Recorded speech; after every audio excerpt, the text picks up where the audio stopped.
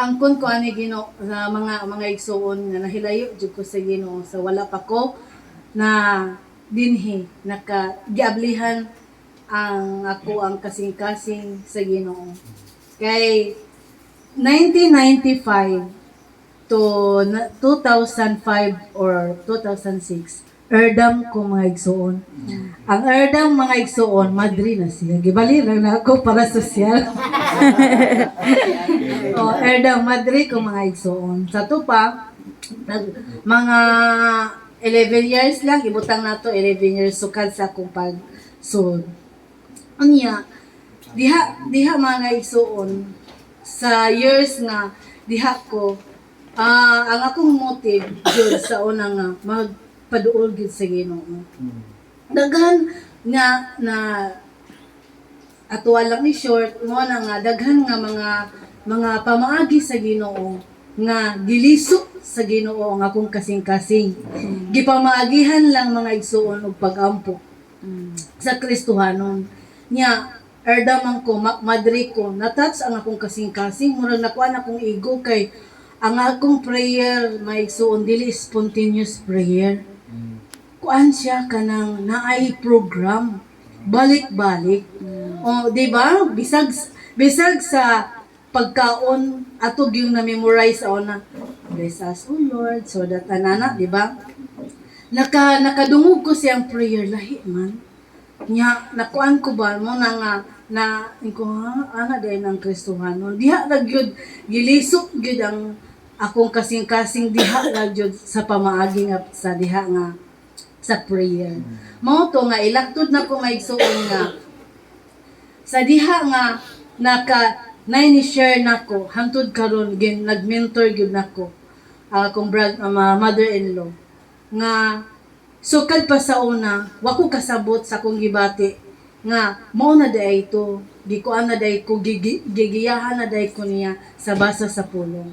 Sa una mga igsuon, program mga mo ang mga prayer gikan sa week hangtod sa week sa katapusan. Dili mo prangkalan ko mga igsuon, dili good grounded sa word of God. Lahi ra gyud. Mao na nga na-touch jud ang akong kasing-kasing diha nga naablihan ko nga ana di ay gipakamatyan day ko sa Ginoo. Sa pilagi giluwa gipakamatyan ko niya dayon iya akong giawasan siyang dugo tungod sa kong mga sala. Anya iya akong giluwas. Salamat sa Ginoo nga siya gyud ang nagkuan ako nag-lift up nako gi-twist jud sa Ginoo ang akong kasing-kasing.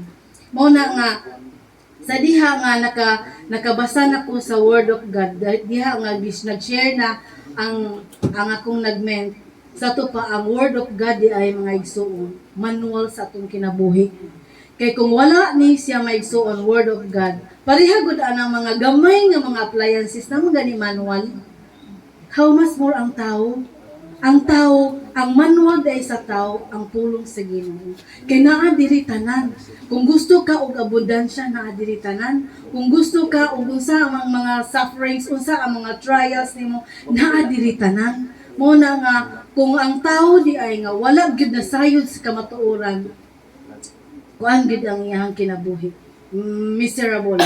Dili gyud ba? Mo na nga nindot gyud nga mobasag gyud. Mo bitaw nga wala gyud na sayop ang Ginoo. Basahon gyud nato ang Biblia adlaw ug gabi. Sa Joshua ganina siya. Mo na nga mga igsuon nga giunsa ko pag-usab sa Ginoo. Mo na nga sa grasya gyud sa Ginoo sa Ephesians 2:8 kay pinaagi sa pagtuon na luwas kamo tungod sa grasya sa Dios dili kini inyong buhat kundi gasa sa Ginoo. Gasa sa Dios. Mao na nga diha ko nga dili di ay sa atong maayong buhat. Dili di ay sa una sa ipakita nato taas tag sinina ako taas kog sinina dili di ay magpakita sa tao nga mao ni ana dili di ay sa pinaagi gyud ay sa grasya sa Ginoo. Bisag unsa pa imo nga kung giunsa ka grasya gyud sa Ginoo. Wala gyud maka tupong ni ana. Bisag unsa imong buhaton, bonus na lang na nga muha mo buhat kag matarong kay mao maginay karakter sa Ginoo. Sa dihang naa kay relasyon sa Ginoo, sa dihang ako na ako'y relasyon sa Ginoo, diha gyud nga nakagrasya ra gyud ang tanan. Muna nga mubasa gyud ta, I encourage na ko maigsoon mubasa gyud ta sa pulong sa Ginoo kay naa diha ang mga promises sa Ginoo. Unya lately lang nga sa daghan nga na diha na nangalagad na ko sa Ginoo, nakabato na ko relasyon sa Ginoo, nangalagad na ko sa Ginoo. Daghan ang mga pagsulay sa Ginoo sa akong kinabuhi. Lately lang ako kong gioperahan 1 year na gani. Kung wala ang Ginoo sa akong kinabuhi mga igsoon, nga wala na jud ko karon.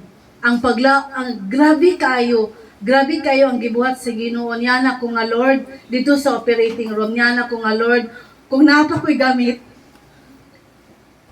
kana imo nga po kung buhion. Muna, nga gikuan jud ko sa Ginoo kay 50-50 man po ato maigsoon kay nakabuto naman ang ako ang kuan adto sisa ko ang tiyan. 50-50 na po ato muna nga surrender ko sa Ginoo ato mga igsoon. Yana ko sa Ginoo nga kung naapay purpose Lord, imuha jud kong buhion. Muna nga salamat sa Ginoo. Iya jud kong second life na ninako sa pag Madrid pag gani na ako maigsoon gioperahan na gani sad ko pero isika na ni karon nga last year mo na nga unsa jud ang Ginoo sa akong kinabuhi. Grabe kayo ang iyabi tong glove, ang iyabi tong pagkuan ako, pag-usab nako, ang paggiyan niya.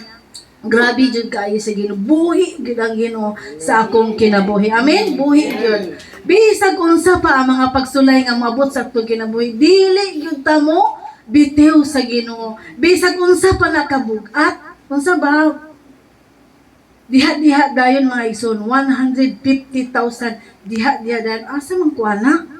Wala na ko'y trabaho, wala na gyud pero naa pag gigamit ang Ginoo sa to pa. Buhi gyud siya. Wala bitaw nagpasagad ang Ginoo nako sa kong kinabuhi. Mao na nga bisan unsa pa di ay ka bugat, bisan unsa pa di ay kadako sa atong problema, naa gyud ay solusyon kay ang Ginoo buhi sa atong kinabuhi. Buhi gyud sa akong kinabuhi. Mao na nga ang importante diha sa 1 Peter 2:24, didto sa krus gidala ni Kristo diha siyang lawas ang tanang mga sala aron dili na kita magpakasala kundi magkinabuhi na nga matarong pinaagi sa iyang mga samad nga ngaayo kamo. Mao na nga grabe kaayo ang gibuhat sa Ginoo. Mao na nga ang kuno nato nga nakasala ta, ang kuno giangko na gani nako ang akong mga sala kay bawa na ang Ginoo sa akong mga sala ug nasayod jud ko sa ang Ginoo muni kuan gyud nangita gyud og pamaagi na naingali ko. Hangtod karon mga igsuon nangalagad ko sa Ginoo tungod siyang grasya, siyang gugma nga mao na ang pagkamatinud-anon sa Ginoo mga igsuon grabe gyud.